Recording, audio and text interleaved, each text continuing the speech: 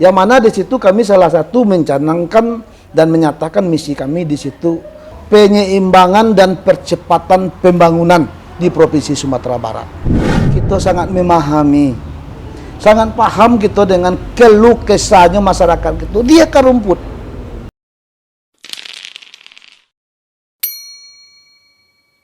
Bismillahirrahmanirrahim. Assalamualaikum warahmatullahi wabarakatuh.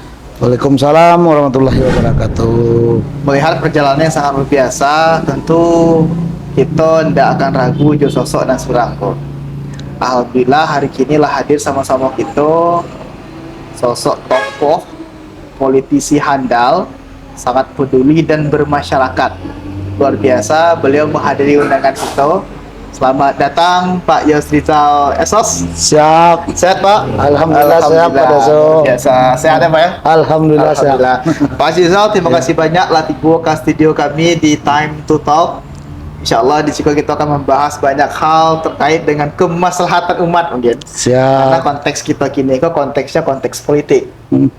Nah, sanak-sanak sadonyo. Jadi Pak Yosrizal Esos akan bertarung di Pileg 2024 nanti. Tentunya sebagai calon anggota DPR RI dari fraksi PKB. Siap. Pak Yosrizal, kalau kita sabut nama Ios lumrahnya ya, Ya. tentu masyarakat lah sangat tahu dengan sosok Bapak bahwa tanpa kita lakukan lagi, kapasitas dan elektabilitas beliau sangat luar biasa. Pernah jadi anggota DPRD Kabupaten 2 periode? Iya. Pernah jadi anggota DPRD Provinsi 1 periode. Siap. Luar Iya. biasa, dan insya Allah di tahun 2024 akan mencalonkan diri sebagai anggota DPR RI.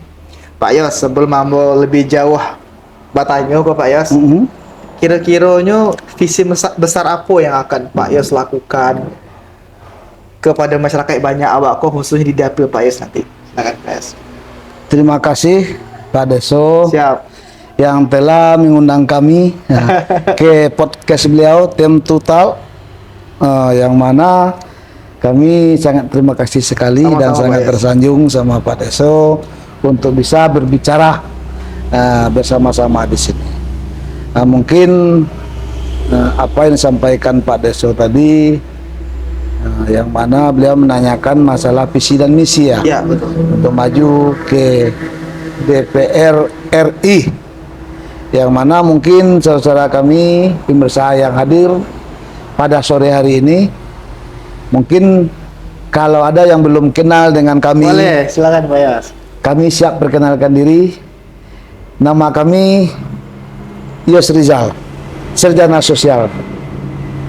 Kami lahir di Damasraya, dan alhamdulillah kami mulai memasuki kancah politik dari tahun 2009. Alhamdulillah kita maju di Kabupaten Damasraya, dan 2014 kita melangkah lagi dan masih dipercaya oleh masyarakat kita Kabupaten Damasraya sebagai anggota DPRD Kabupaten Damasraya periode 2014-2019. Dan pada tahun 2019 kami coba berjuang lagi untuk masyarakat Sumatera Barat, yaitunya Dapil Sumbar 6 di Provinsi Sumatera Barat. Dan alhamdulillah dengan antusiasnya dan semangatnya masyarakat untuk memperjuangkan kita di DPRD Provinsi Sumatera Barat, dan 2019 kita masih mengangkat sumpah sebagai anggota DPRD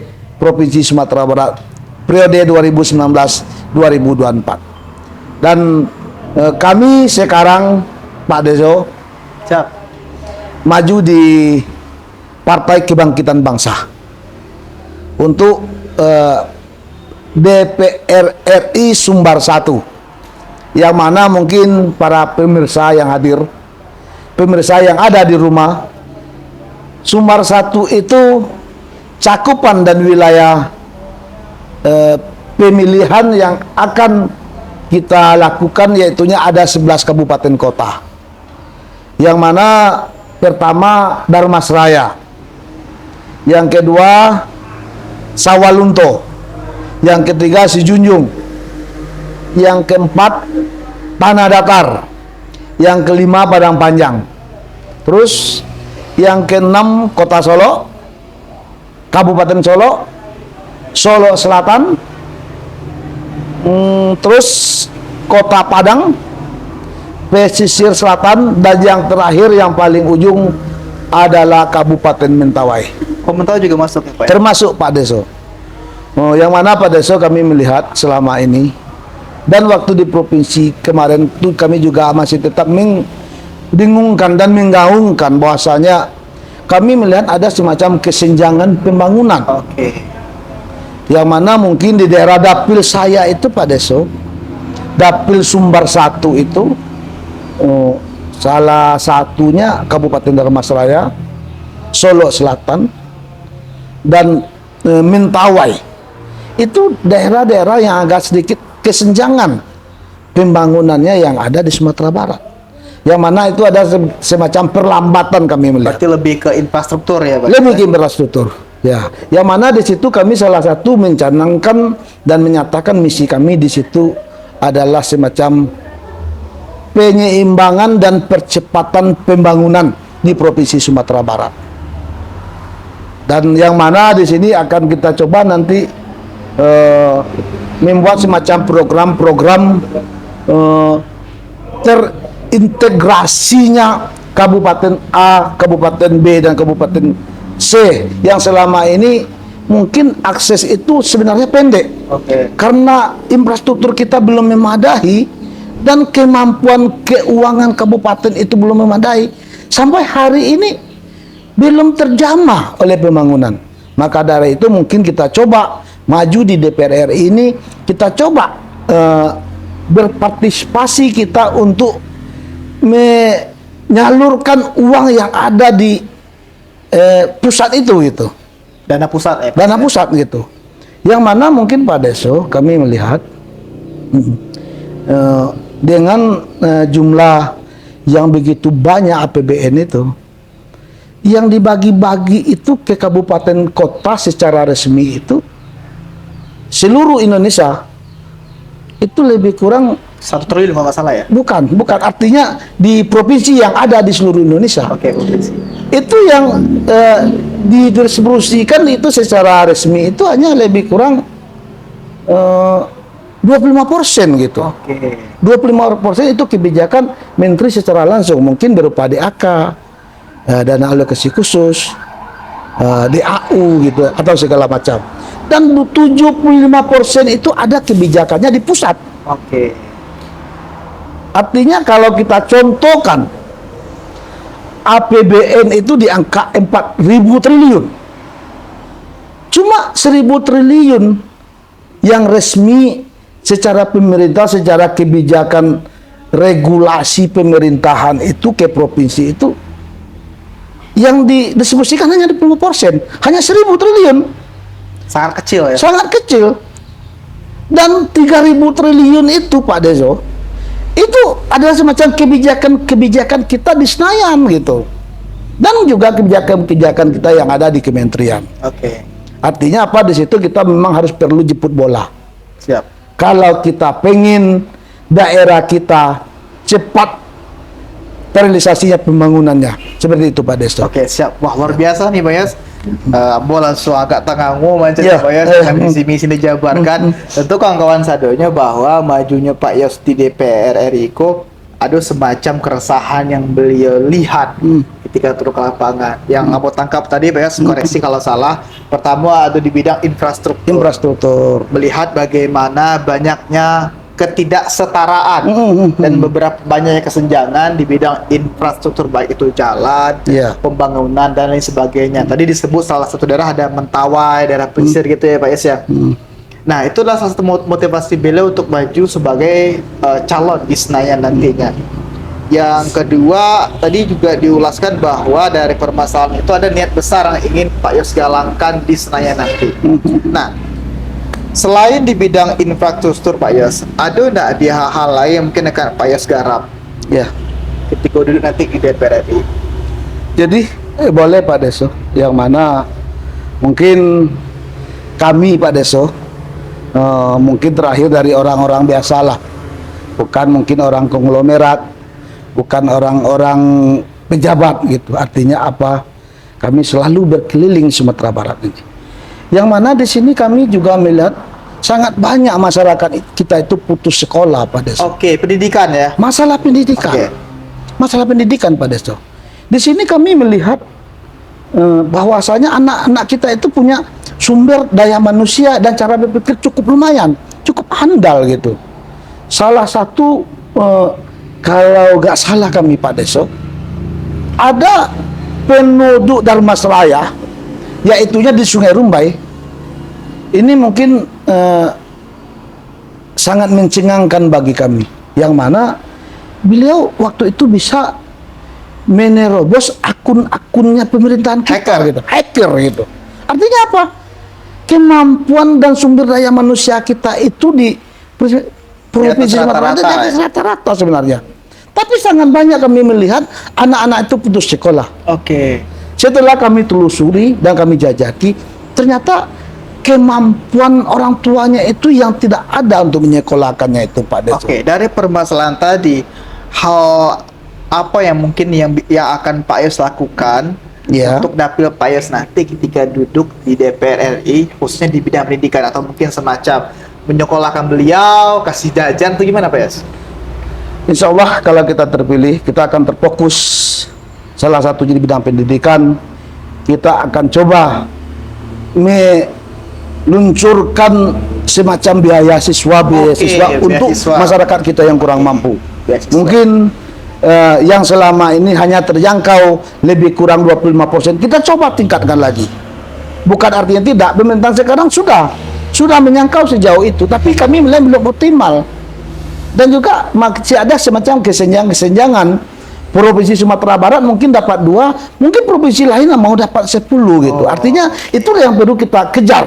Kesenayan itu Pak Deso. Untuk ada semacam pendidikan melalui jalur beasiswa, baik anak-anak yang tamat SMA mau lanjut kuliah, agar kemampuan SDM yang mereka miliki bisa dilanjutkan di tingkat pendidikan dan tidak terbatas dengan ekonomi. Ada nggak di bidang kesehatan Pak Yos? Dan juga Pak Deso, kami juga tertarik sebenarnya di bidang kesehatan, yang mana kami berpikir dengan hari-hari sekarang ingin melihat masyarakat kami itu mendapat semacam kesehatan yang layak di dalam menjalankan kehidupan, yang mana ada sebagai masyarakat kita itu maaf ya mungkin meninggal karena ketidakmampuan untuk berobat. Betul, sangat banyak Pak ya. Sangat banyak gitu. Kadangkala dia terdiam diri di rumah. Kenapa? Karena tidak mampunya beliau untuk berobat gitu.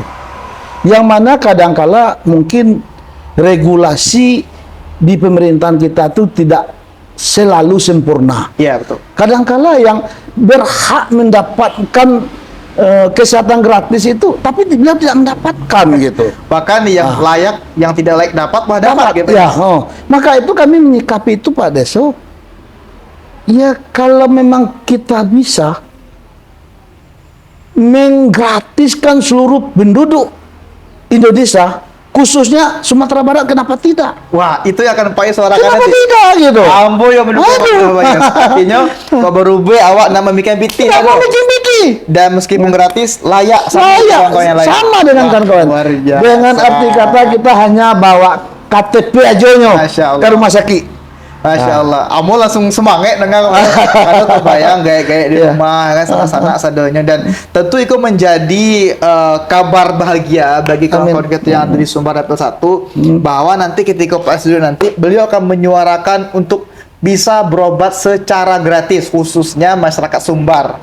Dapil beliau juga Sumbar pada umumnya. Wah, ini luar biasa Pak Yos, mudah-mudahan banyak masyarakat yang mendanga iko dan tergerak hati untuk bawa ikolah salah satu program yang sangat luar biasa kita beri canangan nanti.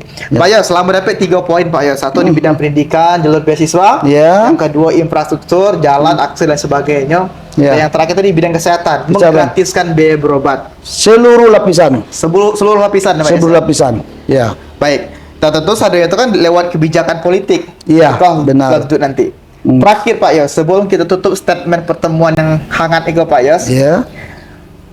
Banyak zaman kini kok orang maju politik, apaknya kayo, mamaknya kayo, Ya, pitih banyak lah. iyalah betul. Tapi mohon maaf, nggak ada track record awal yang mungkin ia jalankan. Nanti bapitih aja lah.